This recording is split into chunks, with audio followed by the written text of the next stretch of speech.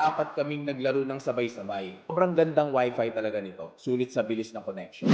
So last month nga bumili ako ng Starlink wifi modem. Since Starlink yun, alam kong satellite-based ang connection, kaya nag-assume talaga akong hindi magiging mahirap sa signal kahit saan ako pumunta dahil yun ang kailangan ko since nagta-travel talaga ako. And based sa experience ko, ay nakita kong stable at sobrang mabilis talaga yung connection. Kaya pala naman pumatok itong Starlink dahil na ibibigay niya talaga yung internet speed na kailangan. Ito yung Starlink modem na ginagamit ko at sobrang ganda ng wifi na ito. Kahit kasi sa mga liblib na lugar ay may signal tapos hanggang 15 devices pa ang pwedeng sabay-sabay na nakakonect. Imagine nyo yung hanggang 15 devices tapos sabay-sabay. Solid talaga ng Starlink na to. Ginamit din namin ito pang gaming and amazing na sobrang smooth lang. Hindi siya naglalag kahit apat kaming naglaro ng sabay-sabay. Sobrang gandang wifi talaga nito. Sulit sa bilis ng connection. Kaya kung naghahanap kayo ng wifi na solid at di magastos, I prefer na subukan nyo itong Starlink. Di kayo magsisisi.